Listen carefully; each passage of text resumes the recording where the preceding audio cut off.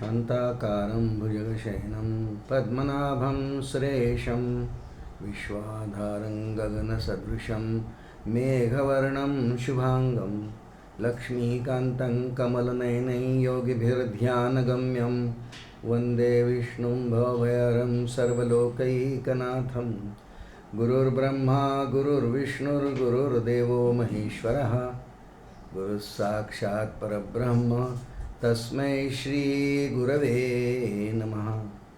वसुदेवसुतं देवं कंसचाणूरमर्दनं देवकी परमानन्दं कृष्णं वन्दे जगद्गुरुं। कृष्णाय वासुदेवाय हरे परमात्मने प्रणतक्लेशनाशाय गोविन्दाय नमो नमः। श्री गोपाल कृष्ण भगवान की जय। अनंतकोटि ब्रह्मांड नायक राजाधिराज सच्चिदानंद सद्गुरु श्री ब्रह्मचैतन्य रामानंद प्रहलाद महाराज की जय। सब संतन की जय। जय जय रघुवीर समर्थ।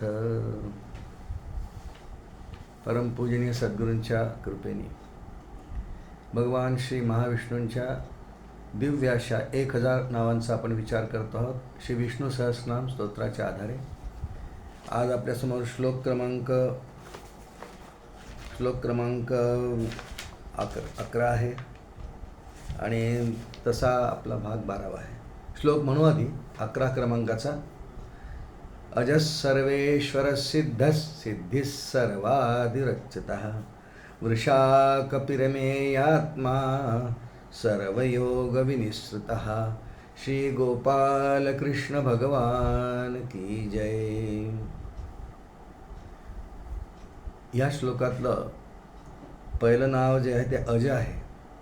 या श्लोकामध्ये एकंदर 9 नावं आहेत। भगवंतांच्या दिव्य 9 नावांचा विचार या श्लोकात मांडला आहे व्यास महर्षींनी भीष्माचार्यांनी सांगितल्याप्रमाणे। आणि पहिलं नाव त्यातलं आहे अज। अ जेव्हा लागतो तो त्या शब्दाचा विरुद्धार्थी शब्द मानला जातो। अविचल म्हणजे जो विचलित होत नाही तो अविचल। अविकारी जो विकारी होत नाही तो अविकारी। तसं ज म्हणजे जन्मणे या अर्थाने ज शब्द वापरला जातो। ज म्हणजे जन्मणे। न जायते म्रियते वा कदाचिन नायम भूत्वा भगवद्गीते श्लोक आहे। भवितावान भूयः अजो नित्य शाश्वतयं पुराणो। अज त्याचं नाव एक अज आहे कारण तो जन्माला येत नाही। निर्गुण निराकार परमात्म्याचं वर्णन करताना हा श्लोक आलेला आहे। कारण आपण पाहतो की भगवान सगुण पण होतो ना कधी कधी, पण त्याला जन्म नाही म्हणत। तो निर्गुण निराकार परमात्मा स्वेच्छेनी भक्तांसाठी ते वेळी आपुलेचेनी कैवारे ज्ञानेश्वरीतली माऊलींची ओवी आहे। ते वेळी आपुलेचेनी कैवारे साकारो होनी अवतरे अधर्माची अंधारे गिळून घाली श्रीराम। पण निर्गुण निराकार परमात्मा हा जन्म नाही घेत। तो नाहीच म्हणजे तो आकार घेऊ शकत नाही। त्यामुळे इथे अज तो जन्माला येत नाही, त्यामुळे तो संपतही नाही। खरं जन्म आणि मरण म्हणण्यापेक्षा अस्तित्वात येणं आणि संपणं या अर्थाने जन्म मरण हे दोन्ही शब्द असतात। कारण मरण म्हणलं की फारसं काही बरं वाटत नाही, म्हणून अस्तित्वात एखादी वस्तू येणं आणि ती वस्तू संपणं हिला तिचा मृत्यू म्हणतात। देहधारी मनुष्याच्या बाबतीत त्याला मृत्यू म्हणतात, पण इतर सगळे जे पदार्थ जगामध्ये वस्तू आहेत त्यांचाही त्याला मृत्यूच म्हणतात। जसं एखाद्या झाडाला सुंदर फूल आलेलं आहे, आज ते टवटवीत आहे, दिवसभर छान राहतं, देवाला वाहतो किंवा काहीतरी त्याचा दुसरा उपयोग आपण करतो, पण जेव्हा ते मुरगळून जातं, संपतं, उद्या त्याचं निर्माल्य होतं, तो त्याचा मृत्यूच मानलेला आहे। ते संपतं ना। असा परमात्मा जो आहे न जायते म्रियते वा कदाचिन, तो असा कधी जन्माला येत नाही, त्यामुळे जन्माला येत नाही म्हणून संपत नाही। कारण जो जन्माला येतो त्याला संपणं असतं, जो जन्माला येतो त्याला मृत्यू असतो। परमात्मा जन्मतच नाही। पण आपल्या असा विषय अनुभवाचा की परमात्मा जेव्हा अवतार घेतो तेव्हा दिसतो, डोळ्याने दिसतो, आपल्यासारखी कर्म करतो, कार्य करतो, अवतारातल्या लीला करतो। मग काय फरक आहे त्याच्यात आपल्यामध्ये? त्याच्या प्रगट होण्याला अवतार घेणे असं म्हणतात। जन्म नाही त्याचा। आपण म्हणताना म्हणतो श्रीकृष्ण जन्म आहे, रामजन्म आहे, हनुमान जन्म आपण साजरा करतो. जन्म म्हणतो आपण, पण तो खरा अवतार असतो. मग अवतार आणि जन्म यात नेमका काय फरक आहे? अवतार हा स्वेच्छेने असतो. अवताराला प्रारब्ध नसतंय आणि ज्या ज्या देहांना प्रारब्धवशात जन्म असतोय त्यांना 6 विकारांनी ते ग्रस्त असतात. अस्ति, जायते, वर्धते, विपरिणमते, अपक्षीयते, नश्यते, असे 6 धर्म असतात. प्रत्येक जी जी वस्तू दिसते या जगात त्या देहधार्यांना सर्वांना हे 6 धर्म असतात. पण हे 6 धर्म परमात्मा नाही आहे. कारण त्याचा जन्म प्रारब्धवशात नाहीच आहे. प्रारब्ध याचा अर्थ प्राक आरब्ध, म्हणजे पूर्वीचं काहीतरी केलेलं कर्म. परमात्मा कर्म केल्यासारखा दिसतो, तो क्रिया करतो, पण त्याच्या सगळ्या कर्मांना लीला असं म्हणतात. जन्म कर्मच मे दिव्यम एवं व्यो वेत्ती तत्वतः, भगवान गीतेत बोलले दिव्य कर्म किंवा लीला म्हणतात. आणि तो स्वेच्छेने येतो, स्वेच्छेने जातो, काही लीला करतो, निघून जातो. श्रीमद भागवतात दशमस्कंद त्याविषयी फार चिंतन छान आलेलं आहे. त्याचे तिथे तोंड आहे, अस्यापि देव बपुषो, वसुदेवांच्या तोंडी हा श्लोक आहे. अस्यापि देव बपुषो मदनुग्रहस्य स्वेच्छामयस्य न भूतमयस्य कोपी. प्रारब्धवशात म्हणजे पूर्व जन्मातल्या कर्मांप्रमाणे वासना शिल्लक राहिल्यावर ज्यांचा जन्म असतो त्यांना 6 विकार ते असतात आपण पाहिलं. पण भगवंतांना कधीही कर्म करताना वासनाच नाही आहेत. नमे पार्थास्ति कर्तव्यम त्रिषु लोकेषु किंचन नानवाप्तम वाप्तव्यम वर्त एवच कर्मणी, भगवान गीतेत म्हणतात. मी करतो, कर्म करताना दिसतो, पण नमे कर्मफले स्पृहा. मी कोणत्याही कर्मांनी आसक्त होत नाही. भगवान स्वतःला उपमा देताना म्हणतात, पद्मपत्र मिवांभसा. मी कमलपत्र ज्याप्रमाणे पाण्यामध्ये राहू नये, त्याला एक थेंब पाण्याचा लागत नाही, असा मी कर्म करताना मला कर्माचा लेप लागत नाही. याचा अर्थ मी कर्म करतो या जाणीवेत मी नसतोच. आणि मला कधीही नमे कर्मफले स्पृहा, कर्मफलाविषयी मला स्पृहा म्हणजे आसक्ती, इच्छा, इच्छेचं रूप स्पृहा आहे. मला कधी कर्मफलाची आसक्ती नसते. आणि कर्मफलाची आसक्ती आणि मी कर्म करतो हे दोनच फक्त कर्माची बंधनं आहेत. ही भगवंताला लीला करताना नसतात. आणि म्हणून भगवंतांच्या प्रगट होण्याला अवतार म्हणतात. तो प्रगट होतो ना, नाही असं नाही, पण तो अज या नावाचा अर्थ पाहतो आपण. तो जन्मतच नाही, आणि जन्मतच नाही म्हणून त्याला मृत्यू नाही म्हणायचं त्याला.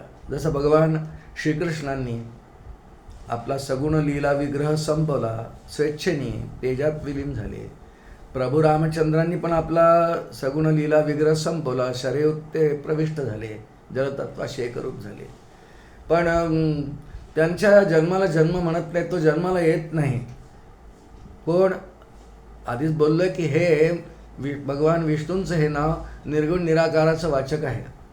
निर्गुण निराकाराविषयी बोलणं चाललं आहे की तो परमात्मा निर्गुण निराकार असल्यामुळे आकार घेतच नाही, आणि त्यामुळे त्याला अज म्हटलेलं आहे की ज्याला जन्मच नाही, आणि जन्मात जन्म नसतोय त्याला संपणंही नसतंय. आणि फारच जर का मानलं, तुकाराम महाराजांनी फार गमतीने खूप सुंदर अभंग लिहिला आहे की समजा देवाला काही प्रारब्ध मानलं, त्याचं प्रारब्ध काय? आम्ही पापी, आम्ही सगळे समस्त या जगातले पापी की ज्यांच्या उद्धारासाठी तुला यावं लागतं. कदाचित हेच तुझं प्रारब्ध. घेणे लागे तुझे शरीर पतित हे आम्ही दैव तुझे, असं तुकोबांच्या अभंगांचं एक चरण आहे.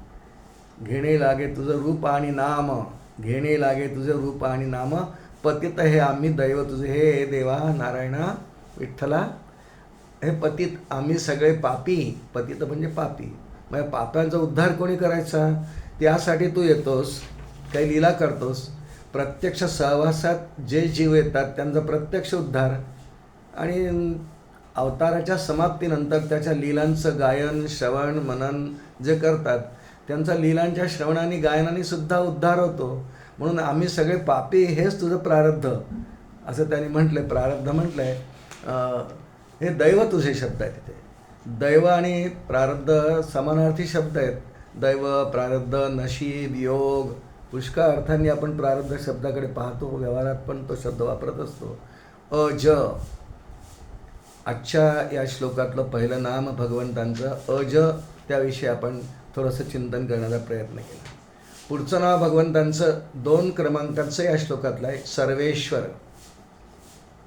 यातले दोन्ही शब्द जे आहेत सर्व आणि ईश्वर हे पूर्वी श्री विष्णू सहस्रनामाच्या चिंतनात येऊन गेले आहेत.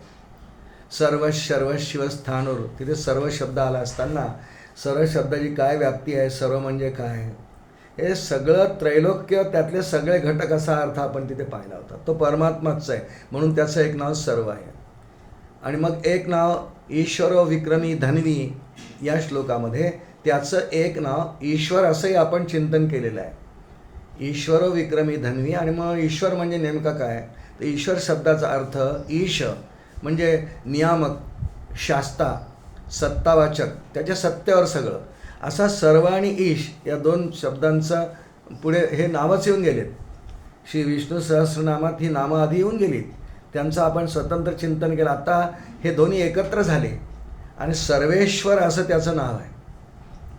याचा अर्थ ही वेगळी छटा आहे नावाची. सर्वेश्वर त्याचंच एक नाम मानलं आहे. तो सकल भूतमात्रांच्या मध्ये तर आहेच, पण भूतमात्रही तोच आहे. आधी सगळी भूतमात्र तयार करून तोच आहे, नटलेला आहे. भूजल तेज समीरख रवी शशी काष्ठा दिकी असे भरला, स्थिरचर व्यापुनी अवघा, तो परमात्मा दशांगुले उरला. सगळा तोच आहे. यच्च किंचित जगत सर्वं दृश्यते श्रूयते पिवा अंतर्बहिश्च तत्सर्वं व्याप्य नारायण स्थितः, असं नारायण उपनिषदातली श्रुती आहे. तो सगळा तोच आहे. सर्वेश्वर याचा अर्थ सत्ता त्याची सगळ्यांच्या ठिकाणी सारखी आहे. तो सर्वही आहे, ईश्वर आहे, पण सर्वेश्वर तो आहे. तर थोडं समजून घेण्याकरता दृष्टांत म्हणून पाहू. एक मोठी गोशाळा आहे. गोशाळेमध्ये 200-300 गायी आहेत. त्या सर्व गायी तोच आहे, सर्व नाव. त्या गायींच्या प्रत्येक हालचालीला त्या दूध देतात, त्यांचं ते कान हलवतात, त्या इकडून तिकडे चालतात, त्या चारा खातात, त्यांना कोणी काही नैवेद्य दिला तो खातात. पाहतो आपण कुठे गोशाळेतलं चित्र असतंय. तर त्यांच्या प्रत्येक हालचालीतला जो करण्याचा घटक आहे तो ईश्वर आहे. सर्व गायी एकत्र आहेत, सर्व त्यांच्या सगळ्या हालचाली जो करून देतो तो ईश्वर. आता सर्वेश्वर, मग त्यांच्या सर्व हालचालींनाचा प्रेरक आहे, सत्ता मात्र आहे तो सर्वेश्वर ईश्वर. त्या सर्व गायींच्या अंतःकरणात नाही, हृदयात राहून त्यांच्या सगळ्या क्रिया, त्या सगळ्या गायी दूध पण देतील, सगळ्या त्या गायींचं दूध पण तोच आहे. सर्वेश्वर त्यांच्या सगळ्या हालचाली, सगळ्या क्रिया, सगळे कर्म, असं त्या गायींच्या दृष्टांताप्रमाणे आपण जगातल्या कोणत्याही पदार्थाविषयी, वस्तूविषयी, संग्रहाविषयी, तेथे खूप, सर्व म्हणजे खूप जिथे असतील, अर्थात हे खूप आणि परमात्म्याचं सर्व हे नाव खूप या फार वेगळं आहे, कारण तो खूपच मोठा आणि खूपच व्यापक आहे. पण थोडीशी कल्पना येण्याकरता व्यावहारिक एखादा दृष्टांत असावा म्हणून हा दृष्टांत, किंवा आपण कोणताही दृष्टांत त्यासाठी समजून घेण्यासाठी आपण मानून घेऊ शकतो. सर्वेश्वर हे त्याचं नाव त्यासाठी आहे, कारण सत्तारूप तो सगळ्यांच्याच अंतःकरणात आहे ना. त्यामुळे चाले हे शरीर कोणाची आहे सत्ते, चाले हे शरीर कोणाची आहे सत्ते, आपण आधी जे चिंतन केलेलं आहे. प्रत्येकाजवळ जी ज्ञानेंद्रिय आहेत त्या प्रत्येक ज्ञानेंद्रियांचा स्वामी परमात्माच आहे. उपनिषदांमध्ये असं वर्णन येतं, श्रोत्रस्य श्रोत्रः, नेत्रस्य नेत्रः, सर्व ज्ञानेंद्रियांचा, कर्मेंद्रियांचा प्रेरकही तो आहे, सर्वेश्वर तो आहे, सगळ्या संपूर्ण सर्व. त्याची वर्णनं श्रुतीमध्ये खूप येतात, अनेक उपनिषदात मिळतात. यत् भूतेषु च वसत्यपि सर्वभूतादिवासंयत, सर्वभूतादिवासंयत भूतेष्वच वसत्यपि, सर्व भूतांमध्ये निवासही करायला आहे. आणि व्यष्टी असो समष्टी असो, सगळ्या त्रैलोक्यातला कोणताही जीव, चेतन जड कोणी असो, अगदी गवताची काडीसुद्धा, याच्यावरसुद्धा परमात्म्याची सत्ता आहे, तिथे तो नाही असं नाहीच आहे. आणि म्हणून त्याचं वर्णन सर्वेश्वर असं या श्लोकातलं 2 क्रमांकाचं नाव आलं. रामदास स्वामींनी मनाच्या श्लोकात याचं फार सुंदर वर्णन केलं की परमात्मा किती कसा आहे सर्वेश्वर या नात्याने. सर्वेश्वर शब्दाविषयी नभी वावरे जो अणु रेणू काही रीता ठावया राघव वीण नाही, असा मनाच्या श्लोकात एक श्लोक येतो. नभी वावरे जो अणुरेणू काही. नभी म्हणजे आकाश. आकाशामध्ये आपल्याला दिसतसुद्धा नाही इतके सूक्ष्म अणु परमाणु धुळीचे कणसुद्धा असतात आणि खूप बारीक बारीक जीवसुद्धा आकाशात फिरत असतात. आपल्या सूक्ष्मदृष्टीला दिसतही नाही. टेलिस्कोपमधून म्हणा विज्ञानाला त्यांच्या उपकरणांच्या द्वारे ते दिसतात. म्हणजे एखाद्या दुर्बिणीतून पाहिलं तर नुसतं धुळीचे करोडो कण त्यात असलेले दिसतात. तर हे सगळा हा परमात्माच आहे. सर्वेश्वर याचा अर्थ आहे सर्वभूतादिवासंयत भूतेष्वपि वसत्यपि. सर्वभूतांमध्ये तो आहे. सत्ता मात्रानी आहे. त्याच्या सत्ताले शरीर कोणाचे सत्य म्हणतो ना, त्याच अभंगात तुकारामांचं एक वचन आहे. साळुंकी मंजुळ बोलत असे वाणी बोलविता धणी वेगळाचे असे. साळुंकी म्हणा, पोपट म्हणा, कोकिळा म्हणा, मनुष्यसुद्धा म्हणा. साळुंकीचं नाव तिथे घेतलं आहे. मनुष्यसुद्धा इथे गळा कंठ आहे आपल्यातून. कसा आवाज निघतो, काय स्वरयंत्र दिलं आहे प्रत्येकाला. हे स्वरयंत्र जे प्रत्येक प्राण्याला भगवंतानी दिलेलं आहे ना, तो परमात्माच आहे. सर्वेश्वर आहे म्हणून परमात्म्याने ते दिलेलं आहे. म्हणून तुकोबांनी वर्णन करताना म्हटलं आहे, साळुंकी मंजुळ बोलत असे वाणी बोलविता धणी वेगळाचे असे. सत्ता त्याची आहे, तोच सर्वेश्वर आहे. म्हणून सर्व प्राणीमात्रांना व्यापून अंतर्बहिष्ठ तत्सर्वम व्याप्य नारायण स्थितः.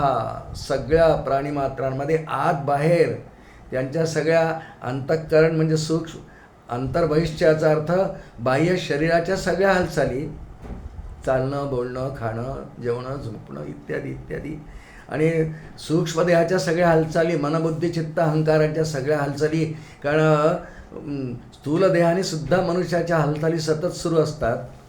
आणि स्थूल देहाच्या जरी एका जागी आपण समजा ठरवलं की एका जागी बसून हालचाल करणारच नाही, पण मनाच्या बुद्धीच्या हालचाली सुरूच राहतात. या सर्व हालचालींवर, सर्व प्राणीमात्रांच्या सर्व हालचालींवर ज्याचं नियंत्रण आहे किंवा ज्याच्या सत्तेवर या हालचाली होतात, म्हणून त्याला सर्वेश्वर असं नाव दिलेलं आहे. सत्ता मात्रांनी व्यष्टीवर, समष्टीवर, जगतावर, म्हणून सर्वेश्वर म्हटलं आहे. हो, सर्वांचाच ईश्वर, सर्वांच्या ठाई असणारा, अखंड असणारा.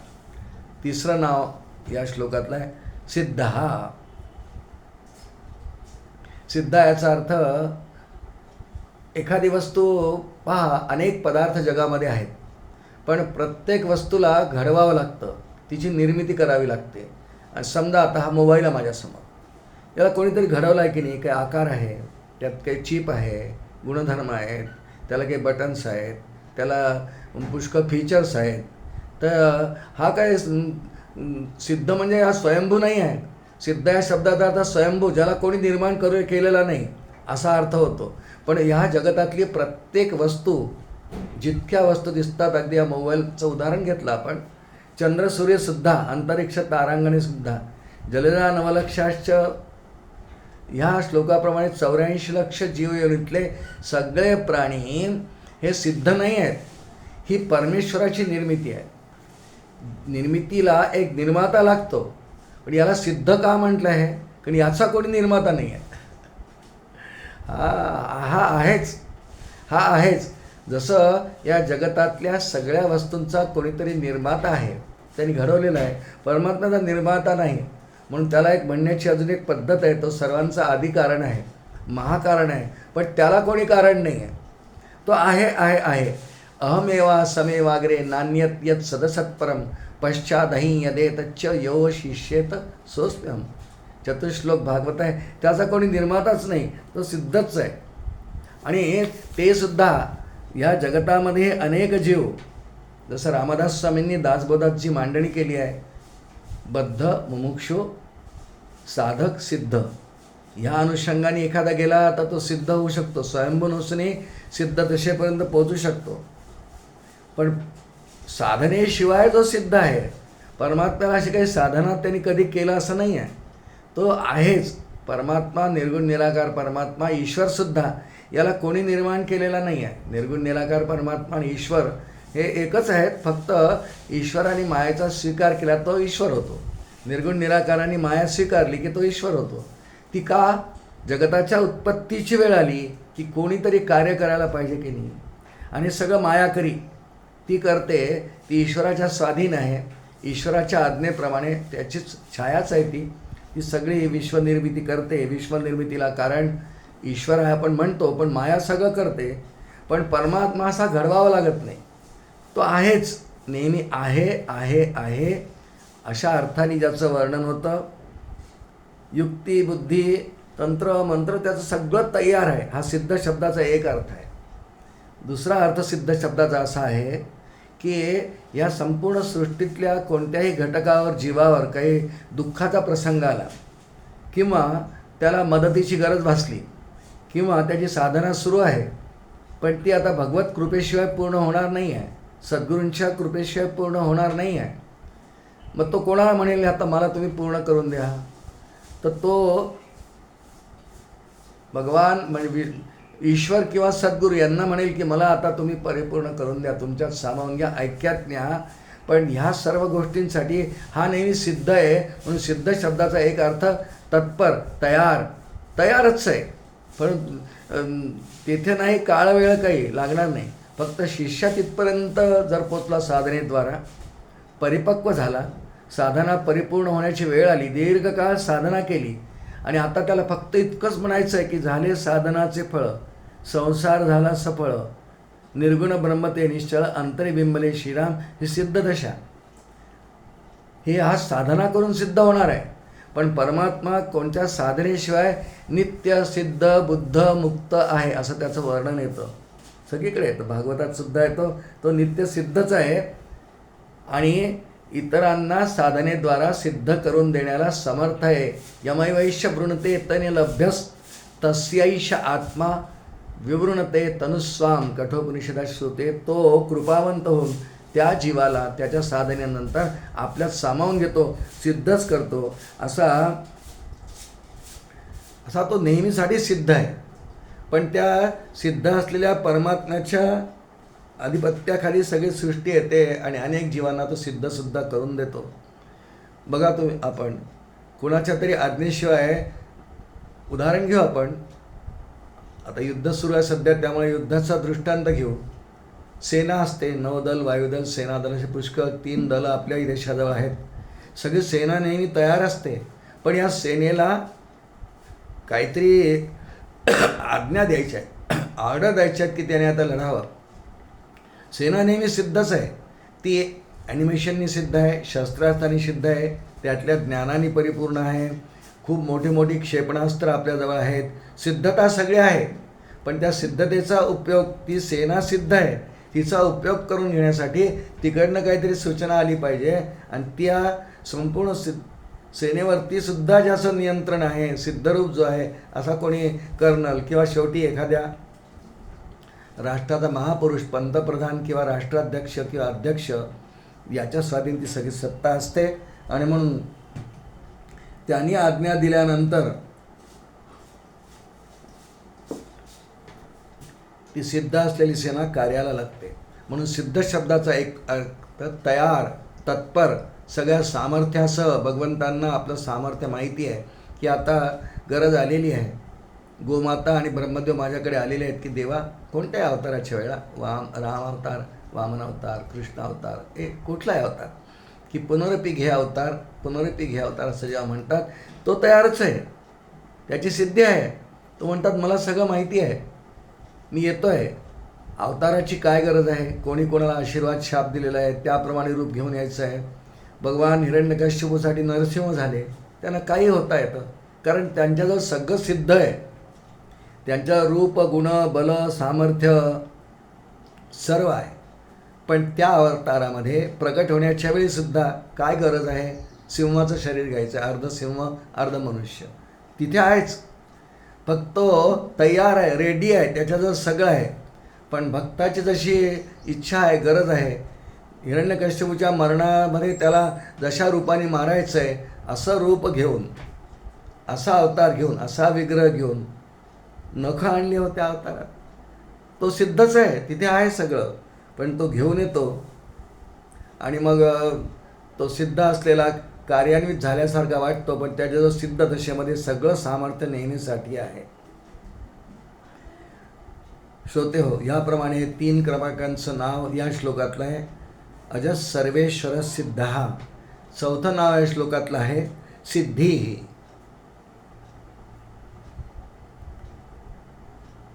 सिद्धी सिद्धी याचा अर्थ अष्टमहासिद्धी आपल्याला माहिती आहे.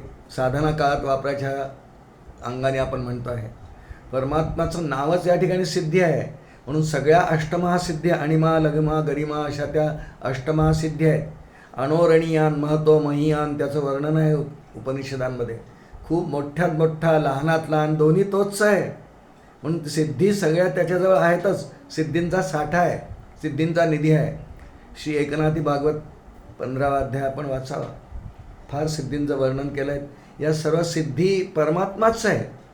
पण भक्त त्यासाठी तसे तसे प्रयत्न करीत असेल तर त्याच्या पदरामध्ये तशा सिद्धीत तो प्रदान करतो. आणि सिद्धी शब्दाचा आचार्याने अजून एक अर्थ केलेला आहे की जो सर्व वस्तूंच्या ठिकाणी संविद शब्दाचा अर्थ ज्ञान असा होतो.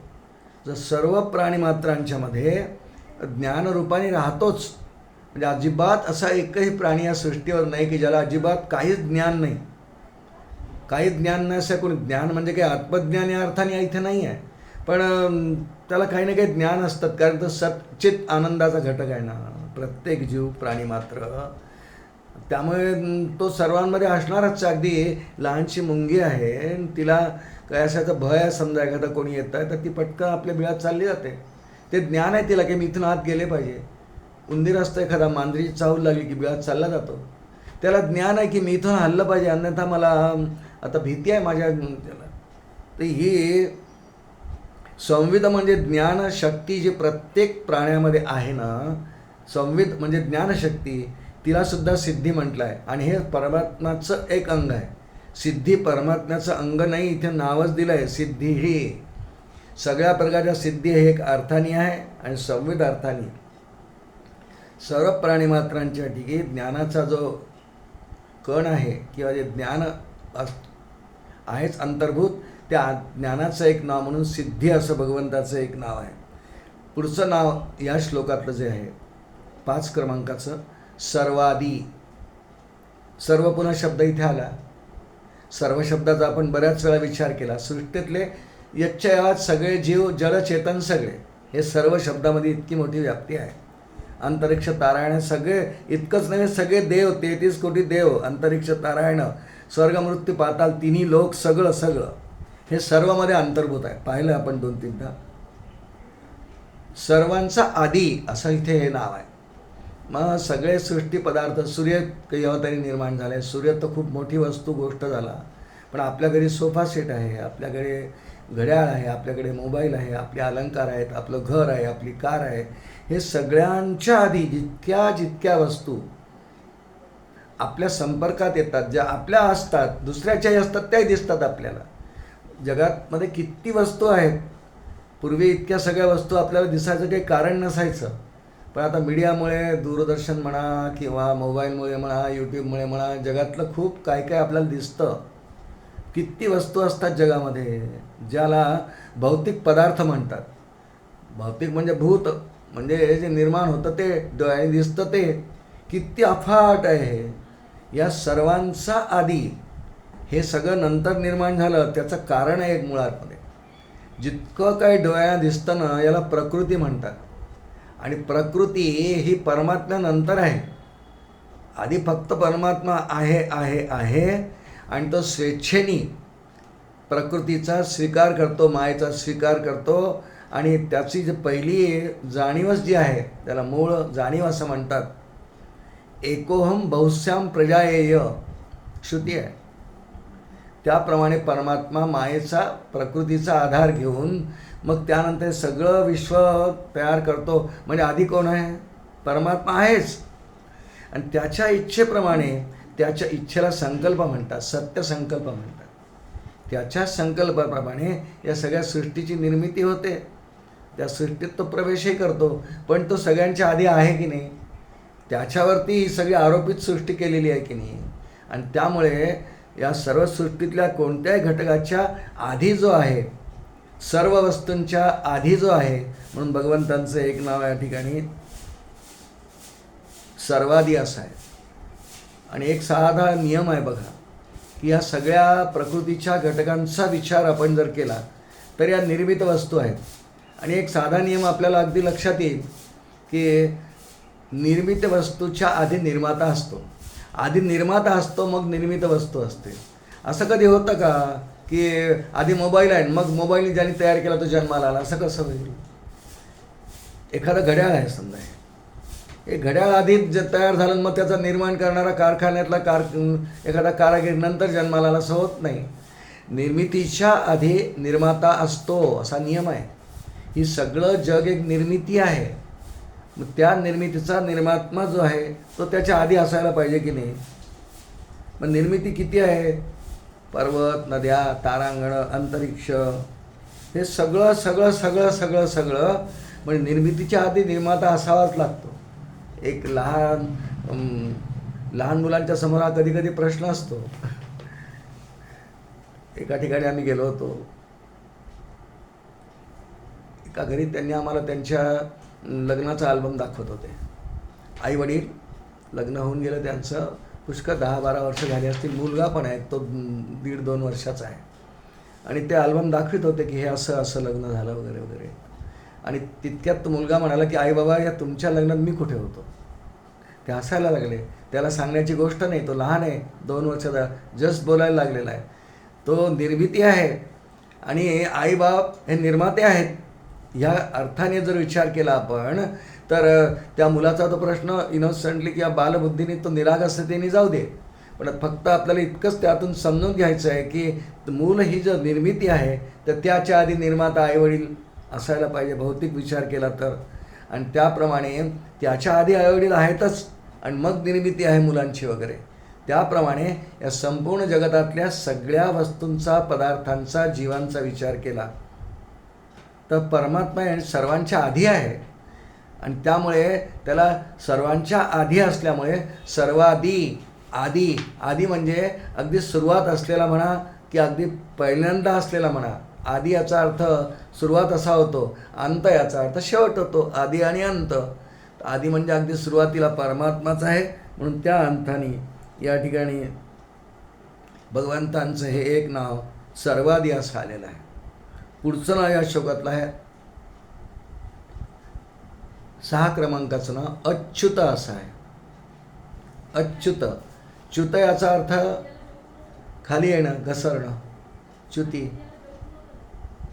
जसं एखाद्या शहराचा एखादा नगराध्यक्ष आहे, काही कारणाने म्हणा, त्यांच्यावर अविश्वासात ठराव आला म्हणून म्हणा किंवा त्यांचा कार्यकाळ संपला म्हणून म्हणा, त्यांना नगराध्यक्ष या पदातून च्युत व्हावं लागतं. पदच्युत याचा अर्थ ते नगराध्यक्ष होते, सत्ता खूप होती, वैभव होतं, सामर्थ्य होतं, अधिकार होता. ते सगळं च्युत झाल्यानंतर आता ते नगराध्यक्ष नाही. मग आता ते सगळं अधिकार इत्यादी गेलं की नाही, ते पदच्युत झाले. मी माझं स्वतःचं उदाहरण बोलतो. मी बँकेत होतो, मॅनेजर होतो. ते पद, मी सेवानिवृत्ती झाली माझी, रिटायर झालो आणि त्यानंतर मी आता मॅनेजर राहिलो का? नाही. मी मॅनेजर पदापासून च्युत झालो, खाली आलो. आता एक सामान्य नागरिक म्हणून मी आहे. पण च्युत याचा अर्थ ते पद संपणं, खाली येणं, अधिकार संपणं, सामर्थ्य संपणं.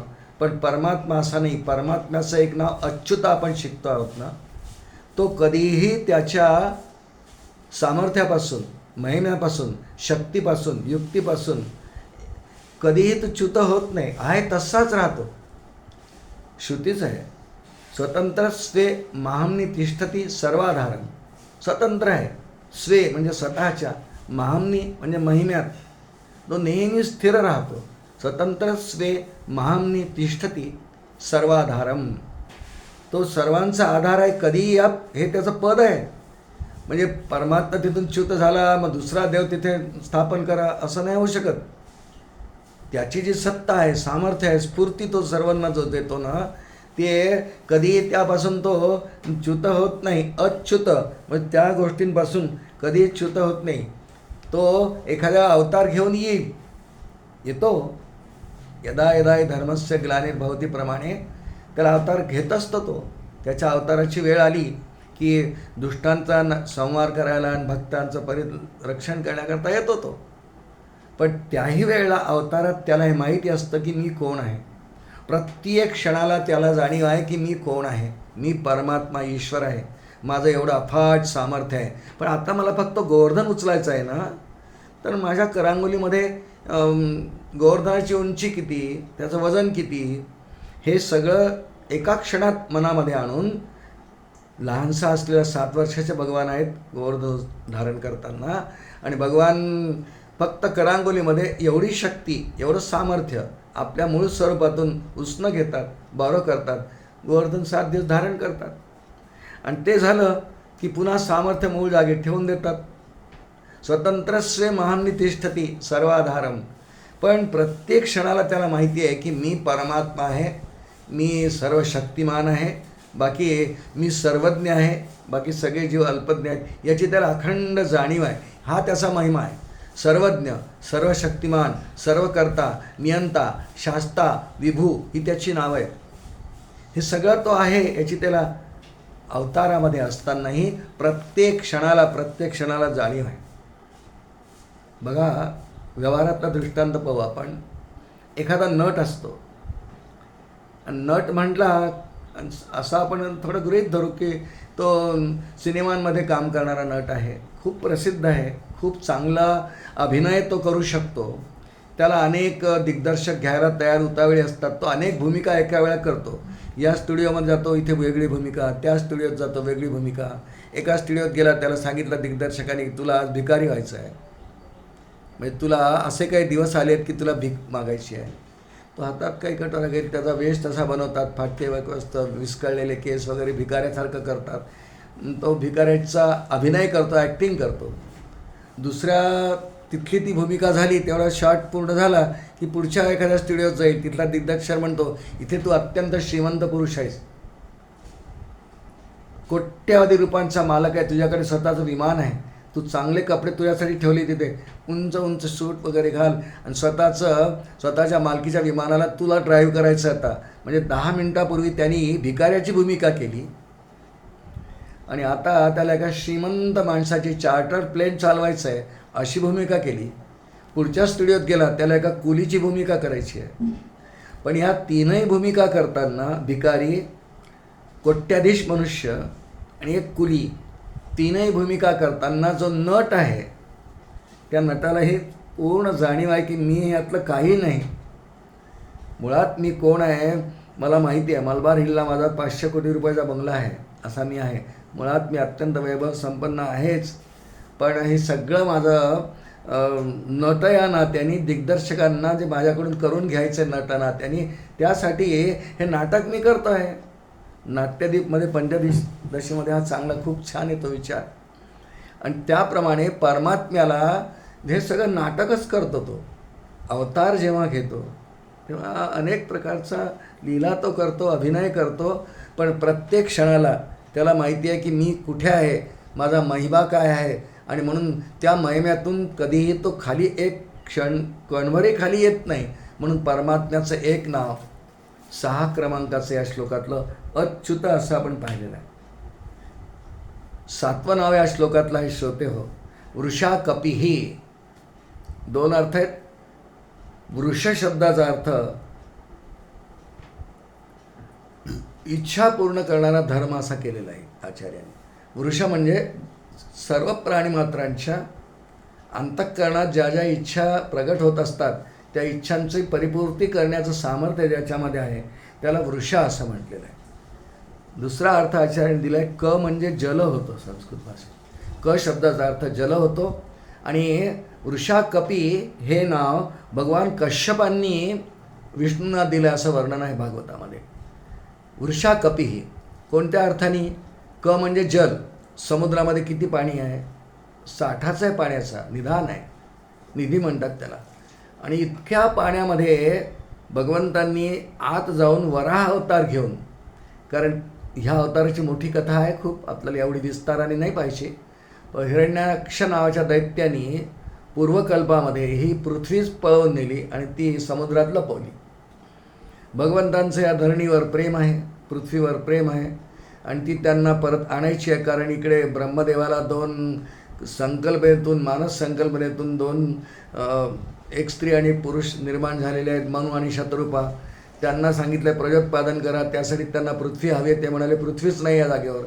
तर भगवंतांना पृथ्वी शोधायची आहे, ती जलात आहे. हिरण्याक्ष तिथे पहारा करतोय. भगवंतांनी प्रचंड मोठं वराह रूप धारण केलं, समुद्रात शिरले, हिरण्याक्षाचा वध केला, पृथ्वी आणून जलावर स्तंभित केली आणि ब्रह्मदेवाला सांगितलं मी माझं कार्य केलं, आता पुढचं तुम्ही बघा. मग ब्रह्मदेवांनी मनु आणि शतरूपा यांना आज्ञा केली की आता तुम्ही प्रजा वाढवा, तुम्हाला श्रीहरींची आज्ञा आहे. पुढचा सगळा त्यांना 2 पुत्र 3 कन्या वगैरे झाल्या, हा पुढचा भाग आहे. पण वृषा कपी हे याचा अर्थ भगवंतांनी जलात मुसंडी मारून या पृथ्वीचं रक्षण केलं, म्हणून कश्यप भगवानांनी भगवंतांना दिलेलं नाव आहे वृषा कपी. हे वराह अवताराशी संदर्भित आहे, संदर्भाचं आहे असं वर्णन अर्थामध्ये केलेलं आहे. पुढचं नाव आहे या श्लोकातलं 8 क्रमांकाचं अमेयात्मा. अमेय, मेय म्हणजे मोजणं, मोजल्या जाणारी वस्तू जी असते तिला मेय वस्तू म्हणतात. जसं आता माझ्यासमोर काही साखर ठेवली आहे, मला माहीत नाही किती आहे, आणि काहीतरी एक आहे काम की बा 1.5 किलो साखर हवी आहे, काही करायचं साखर भात वगैरे.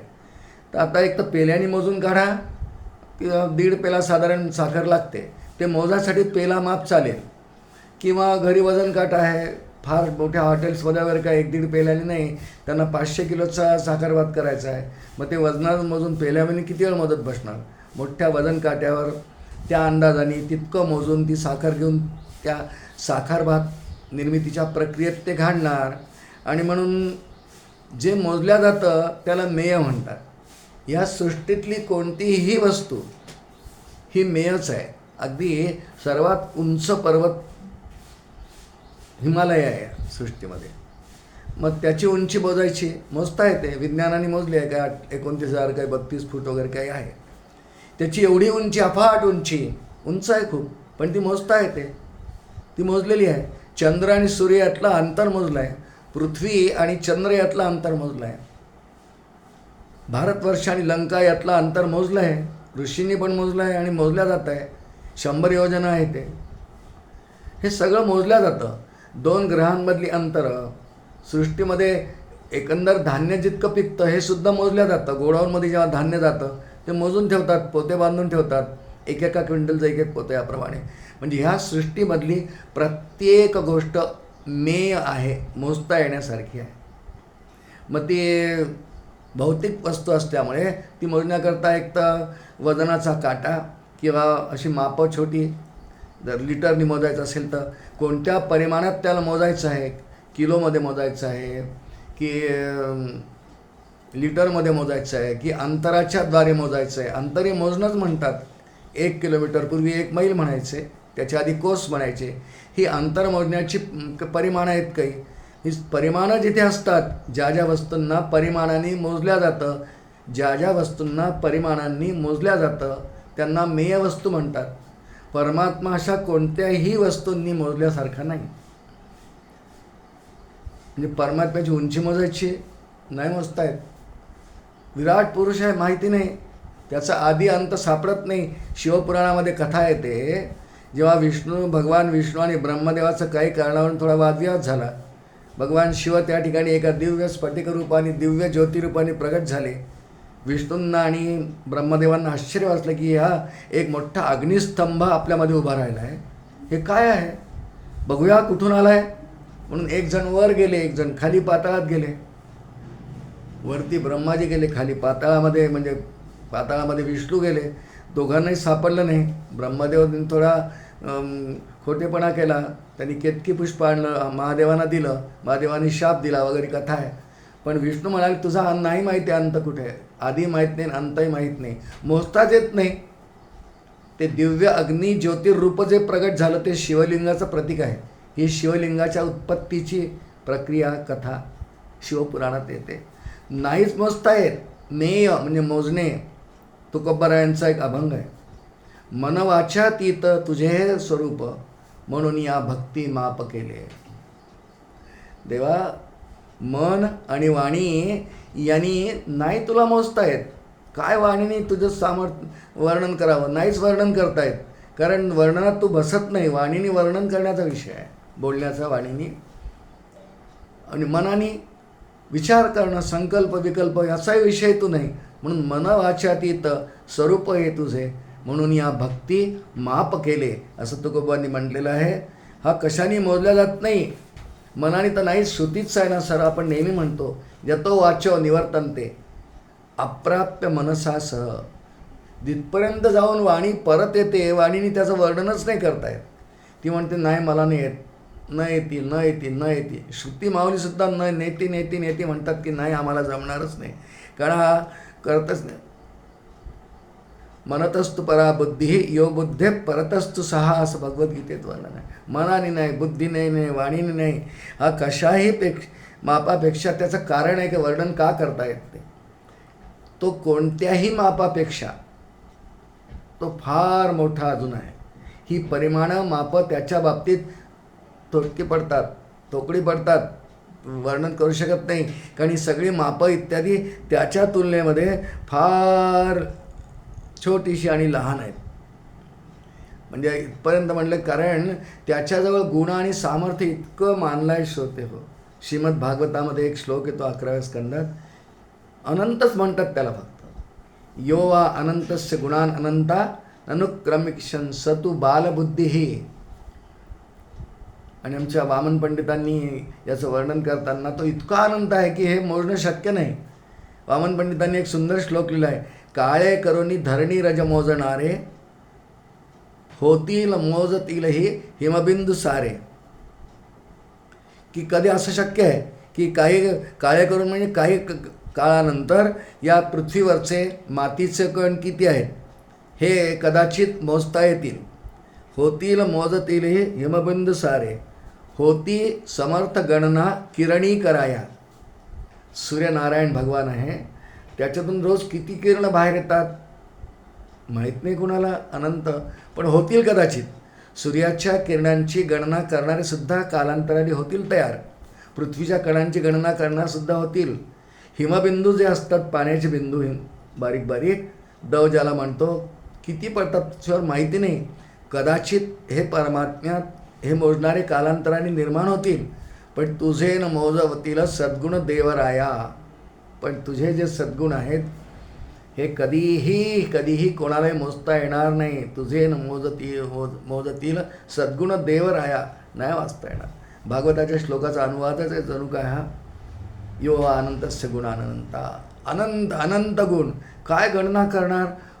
अनंत शब्दाचा अर्थ मोजता येत नाही ते, त्याला इंग्रजीमध्ये इन्फिनिटी म्हणतात. जे नाही मोजता येत त्याला इन्फिनिटी म्हणतात. यासाठी दृष्टांत देतात की एक सरळ रेषा आहे, ती किती सरळ, तिची लांबी किती, त्याला उत्तर नाही, अनादी. कारण सरळ रेषा आपण जेवढी वाढवत जाऊ, सरळ रेषा, वक्र नाही, वक्र रेषेचा पुढे सर्कल तयार होतो कुठेतरी. पण सरळ सरळ सरळ असेल, अर्ध्या अंशाचा त्यात फरक नसेल, तर ती सरळ रेषा कधीही या दुसऱ्या मूळ बिंदूला मिळणार नाही, तिची लांबी मोजता येणार नाही. आणि त्याप्रमाणे परमात्मा अमेय आहे, म्हणून त्याला इथे नाव आहे अमेय आत्मा. अमेय आत्मा हेच त्याचं एक नाव आहे. आणि सर्वात शेवटचं नाव या श्लोकातलं आहे, श्रोते हो, सर्व योग विनिश्रुतः.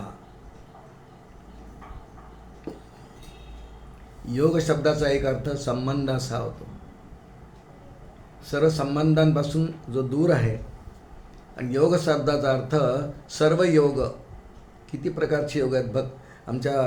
आपल्या भगवद्गीतेमध्ये बघा, आपण 18ही अध्यायांना योग असंच नाव आहे.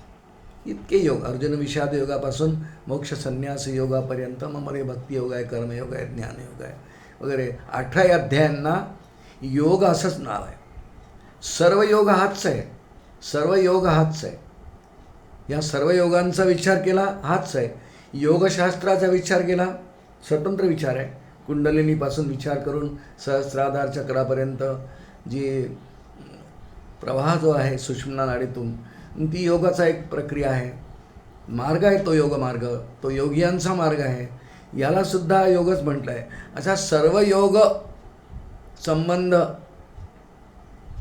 ज्याचं स्वरूप आहे त्याला सर्व योग विनिश्रुता म्हटलं, हा एक अर्थ आहे. किंवा सर्व संबंधापासून विरुद्धार्थी अर्थ दुसरा घेतला आहे पुन्हा, सर्व संबंधापासून अतिशय दूर असलेला, काहीच संबंध कोणाशी नाही, अत्यंत अलिप्त सर्वांपासून राहणारा. पण योगक्रियेद्वारे जर कोणी याला आपलासा करून प्रयत्न केला तर त्यांना आपापलं स्वरूप देणारा, असाही याचा अर्थ घेतलेला आहे. किंवा अनेक प्रकारच्या साधनांनी, योग प्रक्रियांनी जो जाणल्या जाऊ शकतो. जसं कर्मयोग आहे, एक भक्तियोग आहे, एक ज्ञानयोग आहे. हे तीनच मुख्य योग भगवत प्राप्तीसाठी शास्त्रांनी मानले आहेत. श्रीमद भागवतात 11व्या स्कंदात श्लोक येतो, योगास्त्रयो मया प्रोक्ता नृणाम श्रेयो विदित्सया ज्ञानं कर्मश्च भक्तिश्च नोपायो नोस्ते कुत्रचित. यापेक्षा वेगळा मार्गच नाही आहे. उद्धवाला भगवान सांगतात आहे 11व्या स्कंदात आहे की तीनच मार्ग आहेत माझ्याकडे याचे. मार्गास्त्रय मया प्रोक्ता, हे तीन मार्ग मी मुख्य सांगितले आहेत. ज्ञान कर्मंच भक्तींच, याशिवाय चौथा मार्ग नाही. सगळे योगच आहेत. योगाचा अर्थ क्रिया, त्याच्याद्वारे योगक्रिया, संबंध भगवंतांशी. योग, खरं योग शब्दामध्ये योज धातू आहे. भगवंतांशी या जीवाचं ऐक्य होण्यासाठी हा जीव परमात्म्याशी मुळात जोडलेलाच आहे, पण त्याला कळत नाही अविद्येमुळे. पण मी परमात्म्याशी अखंड जोडल्या गेलेलाच आहे, कधी विभक्त झालोच नाही. हे त्याला कळून येण्यासाठी जे करावं लागतं कर्मभक्ती ज्ञान या अंगाने, त्याची शेवटी ऐक्यात जाते. म्हणून त्याला सर्व योग विनिश्रुता असे म्हटलं. अनेक प्रकारच्या साधनांनी, तीन मुख्य, जो जाणला जाऊ शकतो, म्हणून सर्व योग विनिश्रुता असंही त्याचं नाव आहे. आणि तसंच संबंध असा जर अर्थ घेतला तर कोणत्याही संबंधांचा विषय नाही. नामरूप संबंधू जातिक्रियाबोधू हा आकारासीच प्रवादू वस्तूशी नाही. माऊलींची सुंदर ओवी आहे. नामरूप संबंध, त्याला नामरूप संबंध जातिक्रिया या पाच गोष्टी निर्गुण निराकार परमात्म्याच्या ठाई नसतात. नामही नाही, त्याला काय नाम आहे? माझं अनाम्याशी नाम देते मग भगवान म्हणतात, त्याला नाम नाही. रूप म्हणजे आकार नाही, रूप शब्दाचा अर्थ आकार असा होतो. संबंध नाही कोणाशी काही. तो इतका अलिप्त एकटा आपल्या महिम्यात स्थित आहे. हे सर्व जग कल्पनेचं माईकच जग आहे ना, त्याचा त्याच्याशी काही संबंध नाही. जाती, त्याला काय जाती आहे? जाती क्रिया संबंध नाहीच आहे काही. हा आकारासीचं, जे जे जे आकाराला येतं, जे डोळ्यांना दिसतं, जे आकारवान असतं, हे सर्व नाशिवंत असतं. पण हे वस्तूशी नाही. परमात्म्याचं एक नाव वस्तू, ब्रह्मवस्तू, निराकार निर्गुण परमात्मा, अशी त्याची अनेक नाव आहे. त्यातलं एक नाव ते ह्या पद्धतीचं आहे की त्याला अनामी आहे तो. आणि त्यामुळे या ठिकाणी त्याचं एक नाव सर्व योग विनिश्रुतः या श्लोकातलं हे शेवटचं नाव आहे. आपण 9 नावांचा अर्थ पाहायचा प्रयत्न केला आज. फार सगळी चांगली नावं आहेत आणि कोणत्याही नावाच्या अनुषंगाने आपण चिंतन करत गेलो. जसं आत्ता आपण सर्व योग विनिश्रुतः केलं. पर्वनाव, पहिलं नाव अजस सर्वेश्वर सिद्ध सिद्धीस सर्वाधिरच्युतः. क्रमाक्रमाने आपण एकेका नावाचा अर्थ पाहत गेलो, जो श्रीमद आद्य शंकराचार्यांनी विष्णू सहस्रनामाच्या भाष्यामध्ये दिलेले आहेत. त्याच्या अनुषंगानेच आपण त्या ग्रंथाच्या आधारेचे चिंतन करण्याचा प्रयत्न करतो आहेत. आणि सद्गुरूंच्या कृपेने हे चिंतन आपलं बरेच दिवस चालणार आहे. त्यांच्या कृपेने ते पूर्णत्वाला जाईल अशी आपली श्रद्धा आहे. आणि म्हणून आजचं झालेलं हे चिंतन अजस सर्वेश्वर सिद्धा सिद्धीस सर्वाधिरच्युतः वृषाक पिरमे यात्मा सर्व योग विनिश्रुतः असं 9 नावांचं झालेलं चिंतन मी परमपूजनीय सद्गुरूंच्या चरणी समर्पण करतो आणि या ठिकाणी वाणीला विराम देतो. श्री गोपाल कृष्ण भगवान की जय.